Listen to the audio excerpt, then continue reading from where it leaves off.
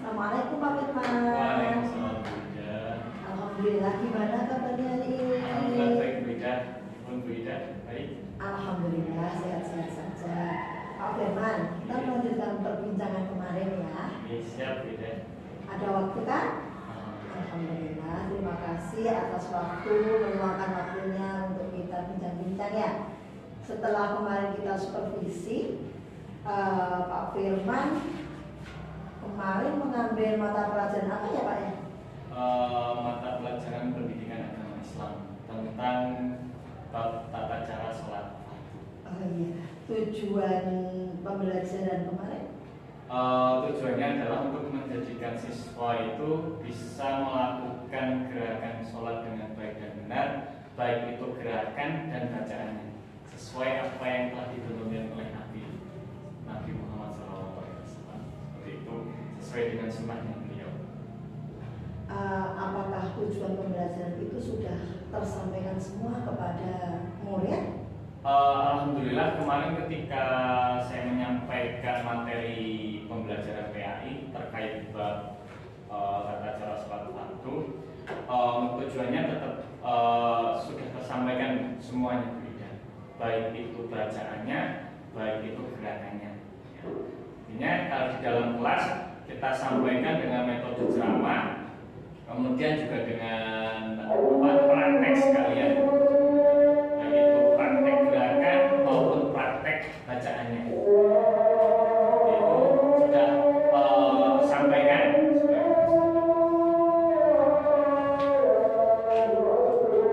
Oke Pak. Kita dulu. Action. Bagus sekali Pak Firman. Tentang tujuan pembelajaran sudah tersampaikan semua. Namun adakah kendala atau hambatan ketika pembelajaran kemarin? Tentu ada Bu Ida, karena yang saya ajar kemarin itu kan anak-anak yang baru lulus TK, ya tepatnya mereka itu masih duduk di bangku kelas 1 SD. Jadi kita sebagai guru bisa menyesuaikan gaya pembelajarannya mereka, ya, karena dunia anak-anaknya masih dunianya masih bermain. Nah, di situ kendalanya tentu masih banyak yang ramai. Ya. Pengkondisian kelas itu menjadi kendala bagi saya karena untuk menyampaikan materi, untuk menyampaikan gerakan dan lain sebagainya, kita juga harus di dalam kelas itu dengan suasana yang tenang dan kondusif. Cuman kendalanya karena memang mereka itu masih anak-anak dan dunianya masih bermain, tentu pasti banyak yang ramai. Cuman di situ kita bisa atasi dengan menggunakan metode stop atau memfokuskan kembali mereka dengan ice breaking lah, seperti itu.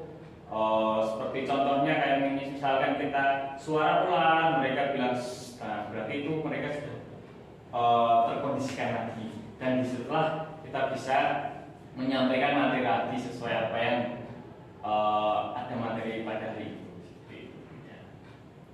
Oke, menarik sekali Pak. Dengan metode stop, SPG dan sebagainya, mungkinkah ada lagi metode yang mungkin lebih menarik bagi anak-anak itu Pak? Pasti ada Bu, karena yang saya lakukan kemarin yaitu dengan metode kinestetik, yaitu dengan gerakan. Jadi saya mengambil satu anak untuk maju ke depan, kemudian mempraktekkan sholat itu seperti apa yang sesuai dengan tuntunan Nabi. Ketika anak itu melakukan gerakan, saya menjelaskan sedikit demi sedikit agar mereka juga paham. Nah, itu menggunakan kinestetik. Kemudian menggunakan diferensiasi. Jadi mengelompokkan anak yang sekiranya mana yang sudah mampu untuk mencerna dengan baik, mana yang sekiranya sedang, mana yang sama sekali belum mampu. Nah, di situ agar materi yang kita sampaikan menyesuaikan cara mencerna materinya juga buat anak-anak seperti itu. Karena kita nggak mungkin memaksakan materi yang kita sampaikan harus dicerna semua anak, karena di dalam kelas itu kan pasti gaya cernanya anak-anak berbeda-beda. Jadi segala metode yang harus kita lakukan ya menyesuaikan dengan anak-anak, kita tidak bisa memaksakan. Nah, cuman yang masih menjadi kendala yang masih belum tersampaikan adalah dengan metode visual auditory, ya. Menggunakan video. Nah, itu kemarin saya belum melaksanakannya karena saya lebih memfokuskan pada kinestetik, karena itu praktek sholat, tata cara sholat. Saya lebih menggunakan strategi itu atau metode itu dengan menggunakan kinestetik, peraga, satu anak maju ke depan. Di situ kita belajar bareng bagaimana tata cara sholat seperti itu. Oke, bagus sekali ya dengan metode kinestetik, dan juga yang belum terlaksana tadi dengan metode apa tadi? Visual ya. Coba Pak, bagaimana dengan metode yang sudah Bapak berikan tadi apabila ada siswa yang mungkin belum bisa memahami? Bagaimana cara Bapak untuk menangani hal itu? Nah, untuk kelas 1 ini kan tentu di kurikulum atau program kegiatan dari Stimutor ini kan setiap pagi setelah kita mengaji BTA itu pasti ada yang namanya sholat duha bersama-sama. Nah, di situ kita akan pendampingan beda. Nah, bagaimana anak tersebut itu didampingi untuk sholat, karena secara gerakan sholat fardu sama sholat sunnah itu sama saja. Cuman yang berbeda adalah hukumnya saja. Kalau sholat fardu itu wajib dilakukan, kalau sholat duha itu sunnah. Nah, cuman secara gerakan dan bacaan itu tentunya sama. Nah, di situ kita akan melakukan pendampingan. Ya, saya setiap pagi melakukan pendampingan terhadap anak-anak yang sedang duha, baik itu pendampingan bacaan ataupun pendampingan gerakan, karena tentu di situ masih banyak sekali atau beberapa anak yang masih salah dalam melakukan gerakan. Seperti contohnya saja ketika sujud, seharusnya kaki belakang itu rapat, masih banyak yang melebar. Nah, kemudian takbiratul ihram yang seharusnya jajar seperti ini, ada yang masih mainan dan lain sebagainya. Itu kita lakukan pendampingan tersebut biar anak itu tidak hanya belajar di kelas, jadi bisa belajar di luar kelas pun bisa, seperti contohnya di masjid atau di mana lah. Jadi kita lakukan pendampingan. Oke Pak Firman, dengan adanya pendampingan berarti Bapak membutuhkan dukungan. Mungkin siapa saja yang diperlukan Bapak untuk mendukung atau membantu dalam pendampingan tersebut? Oke, menarik ya. Karena ketika saya melakukan pendampingan itu saya tidak sendirian. Nah, di situ kan kalau setiap pagi yang dilakukan anak-anak itu setelah BTA dari jam 7:30 sampai jam 7:30, jam 7:30 sampai jam 8 itu kan ada yang namanya waktu khusus untuk doa. Nah, di situ saya tidak sendiri. Ada rekan-rekan seperti wali kelas 1 itu mendampingi anak-anak juga, kemudian ada guru-guru BTA. Nah, di situ saya didampingi rekan-rekan yang sama-sama tujuannya untuk membenarkan bacaan dan gerakannya. Nah, di situ saya nggak sendirian, karena tidak mungkin dengan murid yang sekian banyak saya melakukan pendampingan sendirian ya. Jadi saya perlu bantuan dari rekan-rekan ustadzah BTA, kemudian dari wali kelas, yang dimana rekan-rekan tersebut tujuannya sama, membetulkan dan mendampingi anak-anak untuk melakukan sholat duha yang baik dan benar.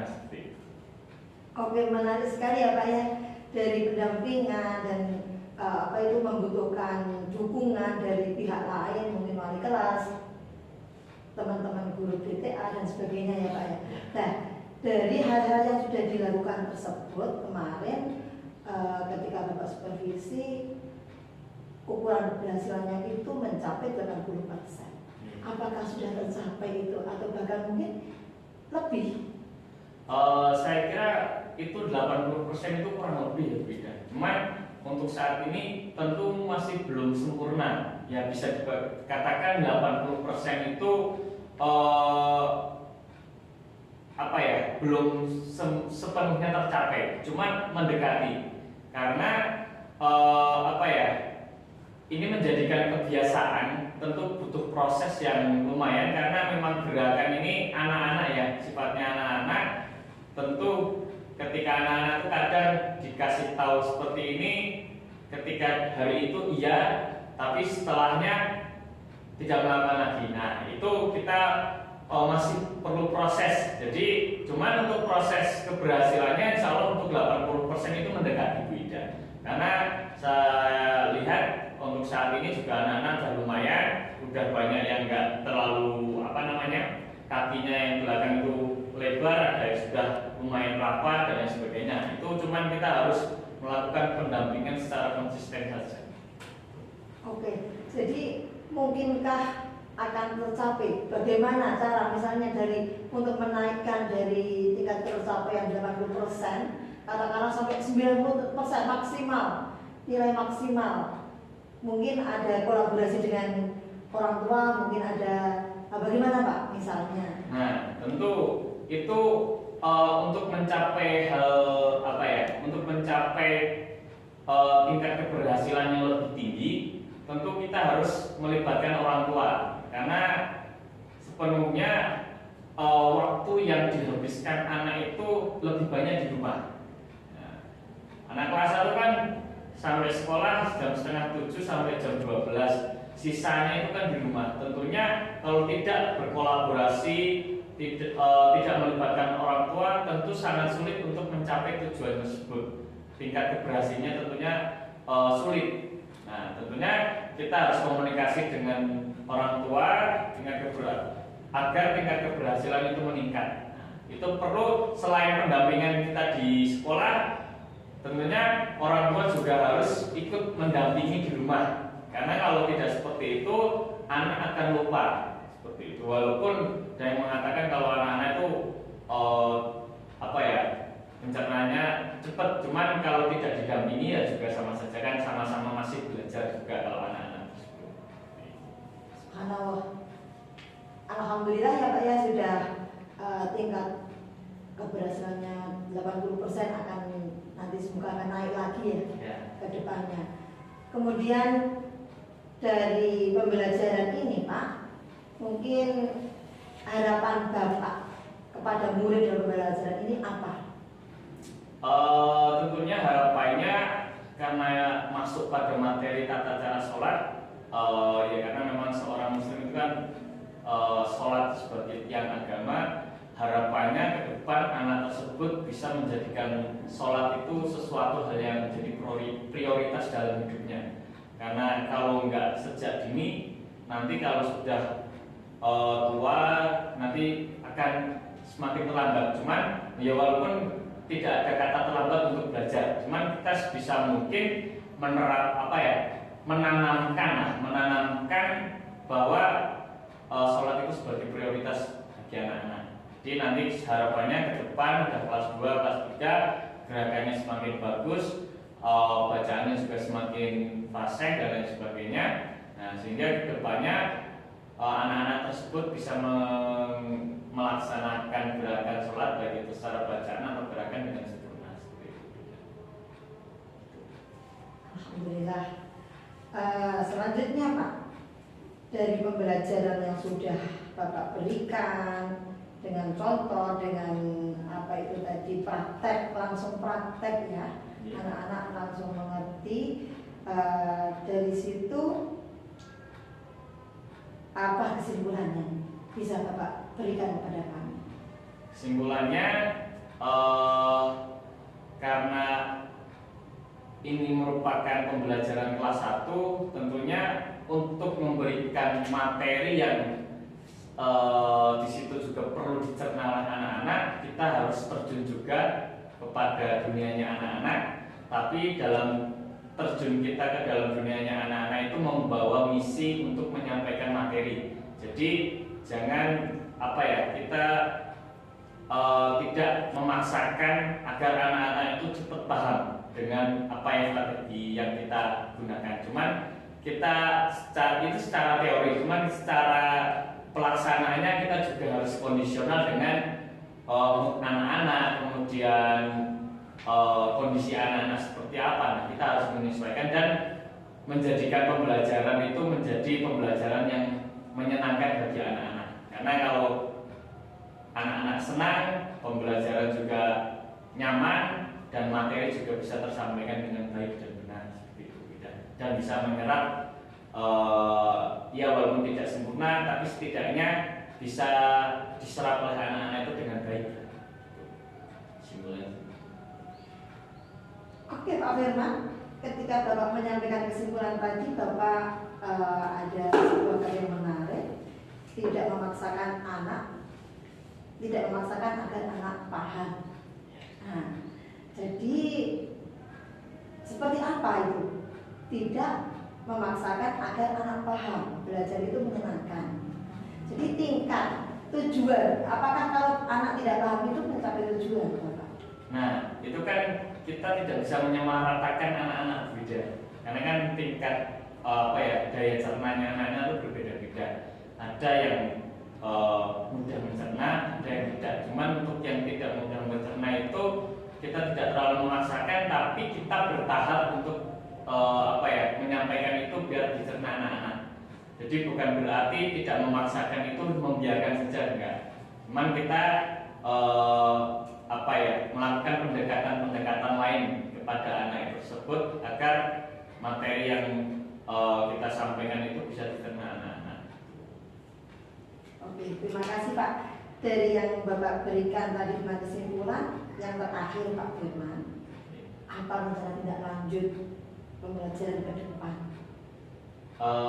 Untuk rencana tindak lanjut mungkin seperti tadi yang masih belum saya lakukan, menggunakan auditori visual itu bisa saya rencanakan agar anak-anak juga bisa yang sekiranya pembelajarannya menggunakan visual ataupun pendengaran, anak-anak juga bisa dapat mengenal lebih baik lagi. Kemudian pendampingan juga masih tetap kita lakukan, karena memang kalau tidak didampingi anak-anak juga pasti bakal keluyuran dan lain sebagainya, karena anak-anak yang namanya juga anak-anak dunianya masih bermain. Cuman kalau kita biarkan, sama saja kita juga tidak memperdulikan pendidikan anak-anak tersebut.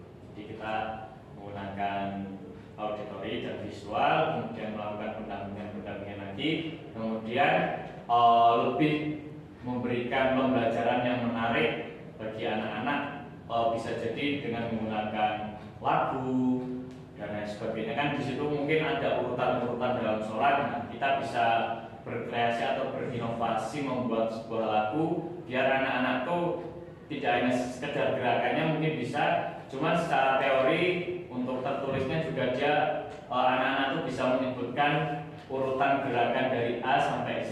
Jadi gerakan takbiratul ihram sampai salam. Ya, jadi kita mungkin bisa buatkan lagu ataupun apa yang sekiranya anak-anak itu bisa mudah menghafal seperti itu. Oke, terima kasih Pak Firman. Dari pembelajaran yang sudah Bapak berikan tadi, Bapak sudah bisa untuk menyampaikan tujuan bagaimana caranya, langkah-langkahnya bagaimana, sudah bisa mencapai ukuran keberhasilannya, dan terima kasih sudah bisa untuk memperbaiki metode ke depannya Pak ya. Jadi dengan ini Bapak lebih memahami bagaimana cara atau memberikan strategi kepada anak sesuai dengan perkembangannya, sesuai dengan kemampuan anak masing-masing ya Pak ya. Dalam artian berdiferensiasi. Terima kasih Pak Firman. Bapak telah memberikan kesimpulan semuanya kepada kami. Terima kasih atas supervisi ini. Semoga bermanfaat bagi saya dan Bapak, juga bermanfaat bagi anak-anak kita semua. Terima kasih Pak Firman. Kita besok kita lanjutkan untuk kedepannya, akan saya lihat sejauh mana nanti perkembangan dalam pembelajaran kita nanti ya Pak ya. Terima kasih. Assalamualaikum ya Pak Firman ya. Kita bertemu lagi besok.